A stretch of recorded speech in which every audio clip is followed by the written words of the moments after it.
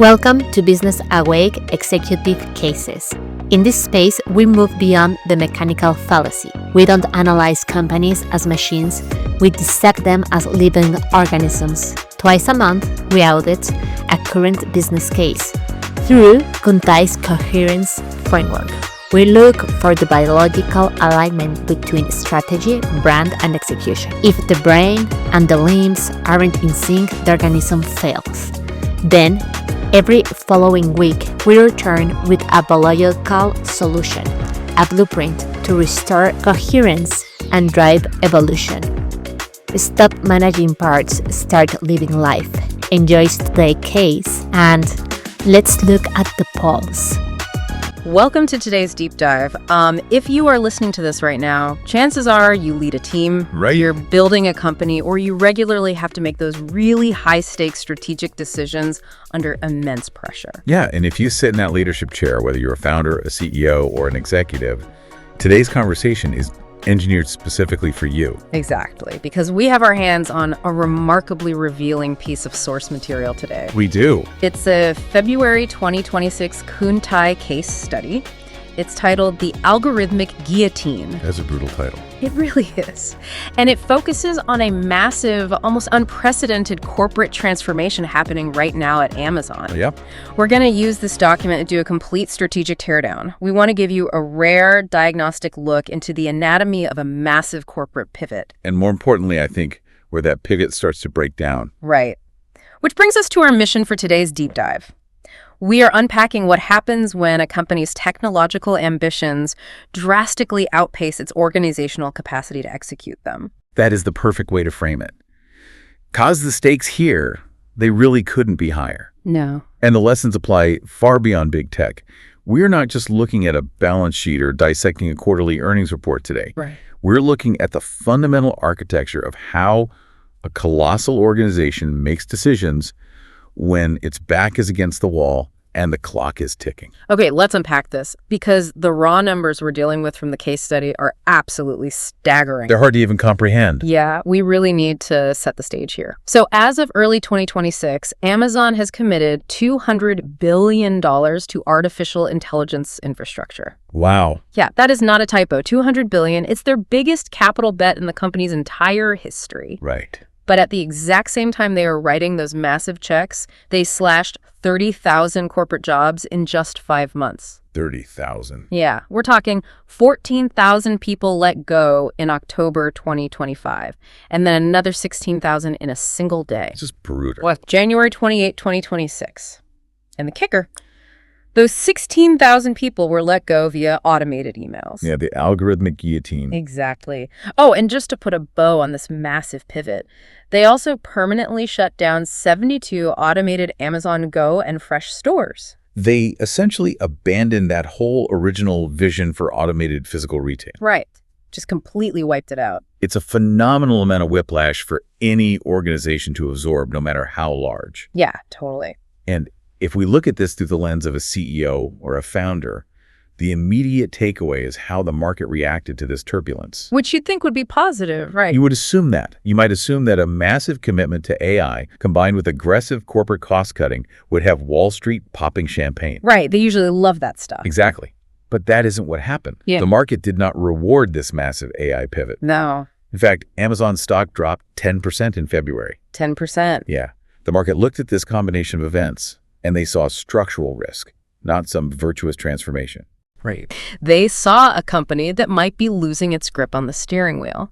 Because at its core, this isn't just a technology story. It is a governance and leadership crisis. See, I want to push back on that just a little bit, or at least play devil's advocate for a moment. Sure. Because the official public relations narrative coming out of Amazon is very clean. Yeah. And frankly, it sounds like standard corporate modernization. The PR spin. Right. They're saying, look, we are cutting bureaucracy to gain agility. We want to move faster, be leaner, operate more like a startup. Right. And if you're trying to turn a massive ship, don't you sometimes have to clear the decks of legacy processes to bid something entirely new? I mean, yes. You certainly have to prune an organization to keep it healthy. That's just management. Right. But what's fascinating here is the specific mechanism of these cuts. And the source material gives us the reality behind those closed doors. Yeah, the Kuntai study gets really specific here. Exactly. These cuts were not careful, strategic pruning. Managers were instructed to select who to let go, based purely on financial and budget targets set by the finance department. Wow. Not on individual performance metrics. That's a huge detail. It's everything. And for anyone leading a company, you know that distinction is not just semantics. It fundamentally changes the nature of the layoff. Right. Did Amazon actually eliminate inefficiency, or did they just take a financial wrecking ball to their own institutional architecture? Yeah, because keep in mind, these 30,000 people were not seasonal logistics workers. Exactly. These were the senior engineers, the product managers, and the directors who quite literally built AWS and Prime. The very people who made the company what it is. Right. So rather than strategically removing the weakest links, they essentially mandated an arbitrary quota. Right. You're firing the architects of your success just to make the math work. Which is incredibly dangerous. But let's look at the boardroom dilemma here, because I think any decision maker listening to this can empathize with the strategic trap that CEO Andy Jassy is caught in right now. It is a massive trap. According to the case study, the window to build this necessary AI infrastructure and actually compete with Microsoft Azure and Google Cloud is incredibly narrow. So narrow. We are talking an 18 to 24-month window. Right. After that, the cost of entry becomes so astronomically prohibitive that you might as well not even try. So Jassy knows he has to spend this $200 billion today or lose the future. He does. And if you look at the history of the company, it actually validates his intuition here. How so? Well, back in the early days of AWS, leadership famously ignored the market's demands for profitability for a decade. Oh, right. They just kept investing. Exactly. In order to build out that cloud infrastructure. Yeah. And it eventually became the most profitable part of Amazon's business. Right. So he's basically running the same playbook. Jassy is trying to run a very similar playbook for the AI era. But on the other side of the boardroom table, he's facing immense, relentless pressure from activist investors. The activists. Yeah. These funds are looking at the balance sheet and demanding slower spending, severe capital discipline, and immediate stock buybacks. They want their returns now. Exactly. And if we're looking at this impartially, both sides have a highly valid point. Yeah, that's true. The activist investors are absolutely right about the need for capital discipline, especially when macroeconomic conditions are uncertain. Right. But Jassy is also entirely right about the competitive timing. If they blink right now, they lose the AI race to Microsoft and Google, who are already seeing massive growth in their high-margin cloud segments. Exactly. They can't afford to blink. It really is the ultimate rock in a hard place. Yeah. You have to fund the future, but the present is demanding cash. Yeah. And navigating that intense pressure is what leads to the execution of this strategy, which the case study breaks down into 4 unresolved organizational tensions. This is the core of it. Yeah, I want to spend some real time walking through these because they act as a massive warning sign, really a diagnostic tool for any founder or executive listening to this right now. Absolutely. So the first tension the study identifies is human capital versus computational capital. Right. Amazon is essentially converting operational expenses, their people, into capital expenses, their servers, and doing it at an unprecedented speed. Yeah, let's translate what that actually means for the leaders listening who are looking at their own balance sheets. Good idea. When you fire people, your operational expenses drop immediately, which artificially boosts this quarter's profit margins. Right. The math looks great today. Exactly. And when you buy servers, that capital expense is amortized over several years. Ah, okay. So it's a financial maneuver that makes you look highly profitable today, even as you drain your company's actual brain power. And Wall Street usually loves that short-term bump. Wall Street often loves this in the short term. But here is the critical oversight. Human capital possesses something that a GPU server farm simply does not have. What's that? Institutional memory. Yeah. You cannot replace the institutional memory of a senior engineer who intimately knows the hidden vulnerabilities of your legacy code with a microchip. No, you really can't. When those people leave, their deeply ingrained knowledge of the architecture, the decision-making history, the subtle client relationships it all leaves right alongside them. Which perfectly sets up the second tension. And this one is arguably the most revealing about the human element inside the company. Oh, without doubt. It's optimization versus fear culture. The case study details this internal initiative at Amazon called the bureaucracy tip line. The tip line. Yeah, it was meant to be a way for employees to anonymously report unnecessary slowing processes, so the company could theoretically optimize and move faster. Right. Now, on a whiteboard in a strategy meeting, that sounds like a great idea, right? Empower the employees to cut red tape. On a whiteboard, it sounds like an excellent tool for agility.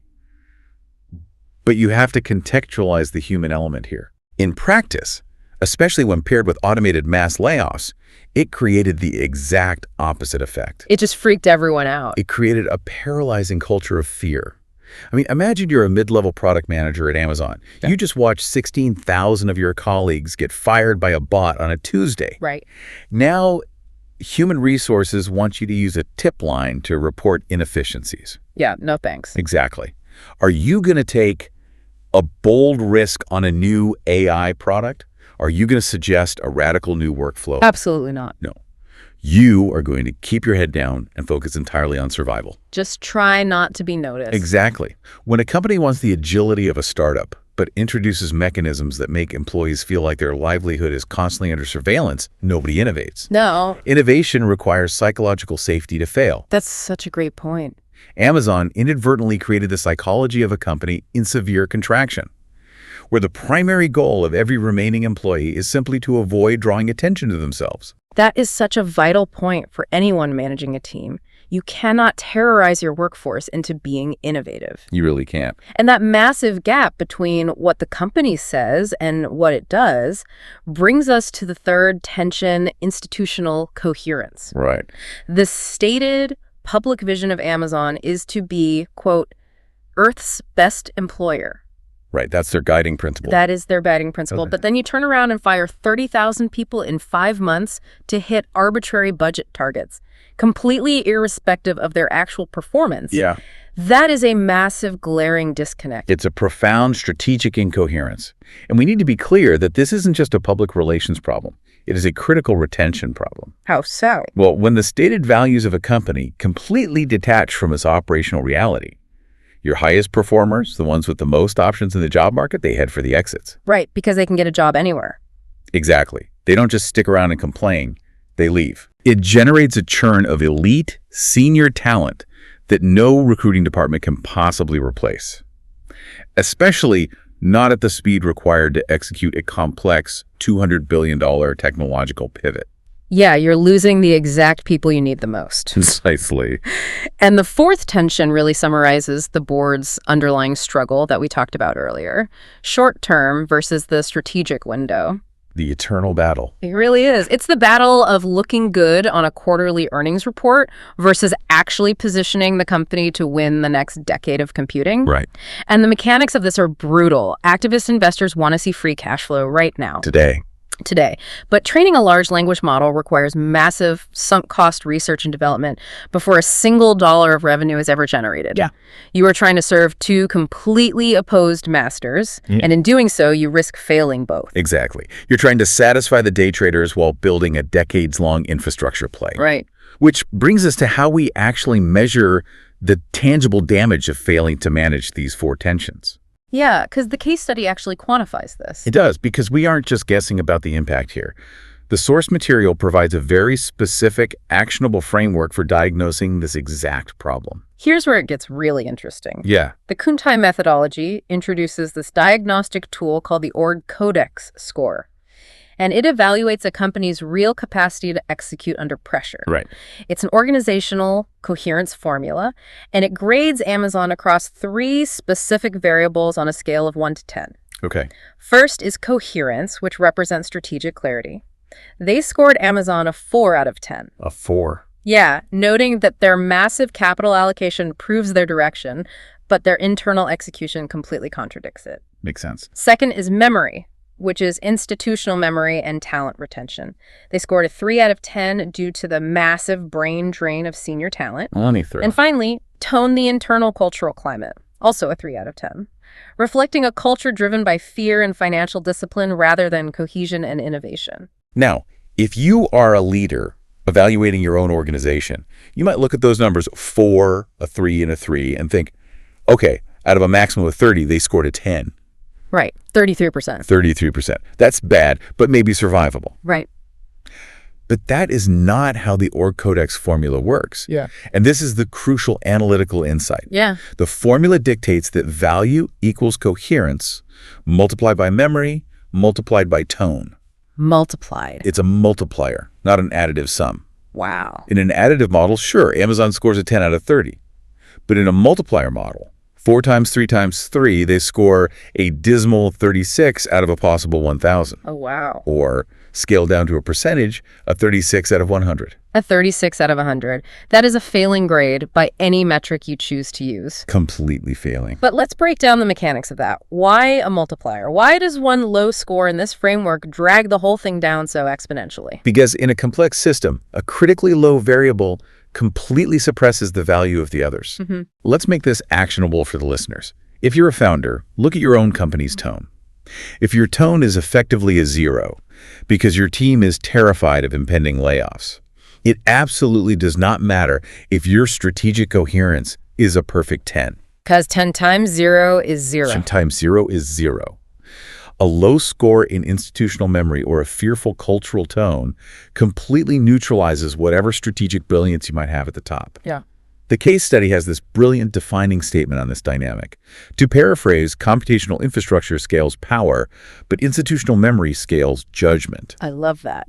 An organization that invests massively in power while deliberately eroding its judgment is not scaling its ability to make good decisions. No. It is simply scaling its ability to execute bad decisions much, much faster. Scaling the ability to execute bad decisions faster? That is a sobering thought for anyone writing a massive check for new technology. It really is. You can buy all the advanced servers on Earth, but if the people with the judgment to deploy them correctly are gone, you are just accelerating your own mistakes. Exactly. And what makes this organizational failure even more glaring is when you look over the fence at what Amazon's direct rivals are doing right now. Right. The competitor contrast here is incredibly stark, and it highlights the strategic error. Yeah, the case study points out a glaring detail. Microsoft, Google, and Meta are fundamentally treating their human capital differently during this exact same AI transition. Yeah. They are also investing heavily in infrastructure, but they are aggressively retraining their existing talent to handle it, not eliminating them en masse. Right. They are not executing algorithmic guillotines to make their quarterly budgets look better. If we connect this to the bigger picture, you really have to ask the ultimate founder question. Which is? Is Amazon's aggressive cutting projecting conviction to the market, or is it revealing a fatal lack of organizational capacity? Oh, that's a great question. Because think about the practical, on-the-ground reality of what they have just done. They've released 30,000 highly trained professionals, the engineers, the project managers, the infrastructure specialists who intimately know Amazon's architecture inside and out. They know everything. They know the enterprise clients. They know exactly where the vulnerabilities are hidden in AWS. And Amazon has just released them directly into the arms of their biggest competitors. That is wild to think about when you frame it that way. You are essentially gifting your biggest rivals a 30,000-person army of experts who know exactly how your castle is built. Yes. Right when you are trying to fight a war against them. Exactly. It really makes you question if the finance department, when they were setting those budget targets, fully understood the strategic cost of what they were doing. It strongly suggests a complete disconnect between the financial modeling of the layoffs and the strategic reality of the market. Yeah. And it perfectly illustrates why the market reacted with that 10% drop. Investors aren't rejecting the AI investment itself. They are actively discounting the company's organizational readiness to actually pull it off. They don't believe they can execute it. Right. They're sensing that the structural foundation is cracking under the immense weight of the transition. So what does this all mean? Well, If you are a decision maker listening to this, stepping back from the massive scale of Amazon and looking at your own company, the core takeaway is remarkably clear. very clear. Your true ultimate asset isn't your capital. It's not your cutting-edge tech stack, and it's certainly not your public relations narrative. Right. Your true asset is your organizational coherence. It is the absolute unbroken alignment between what you say as a leader, the difficult decisions you make behind closed doors, and how your team actually executes those decisions when the pressure is on and the stakes are highest. Precisely. Yeah. Because institutional memory and cultural trust do not show up on a standard balance sheet. Right. You won't see them neatly categorized on a profit and loss statement. But the moment you face a complex, high-stakes pivot where you desperately need that judgment and that trust, you will reach for it. And if it's not there? If you've traded it away for short-term margin padding, it won't be there. And by the time you realize it's gone, it is entirely too late to rebuild it. It is a profound lesson in leadership and the hidden, often catastrophic costs of treating human capital as purely a mathematical expense to be managed by an algorithm. It really is. Thank you so much for joining us on this deep dive. We hope this teardown of the Kuntai case study gives you a new, actionable lens to evaluate your own organization's coherence. This raises an important question, though, something we haven't explicitly covered today, but that logically stems from this massive talent release. Okay, what is it? Consider those 30,000 highly trained architects, engineers, and product managers who were just let go via an automated email. Yeah. If we look at the history of the tech industry, the most disruptive industry-defining startups are very often founded by disgruntled former employees of tech giants who felt their ideas were stifled or their contributions were undervalued. Oh, wow. By using a purely financial algorithmic guillotine to fund their own AI ambitions today, has Amazon inadvertently funded, trained, and deeply motivated the very startup ecosystem that will eventually disrupt them in the next decade. Now that is something to chew on. Yeah. As you go into your next board meeting or strategy session, keep questioning your own organizational coherence. Are you building judgment or are you just scaling power? Keep digging deep, and we will catch you next time. At Kuntai, we re-engineer life. We transform rigid stagnant machines into agile, driving, living beings. If you are ready to stop fixing parts and start aligning your brain with your heart, it's time to act. Follow our pulse on Instagram and LinkedIn for real strategic shifts. For those ready to master the science of organizational coherence, the Codex is waiting for you in the comments below. Use it to audit your own coherence before the market does it for you. And this was Business Awake. We'll see you next week to deliver the biological solution. Stay coherent, stay awake.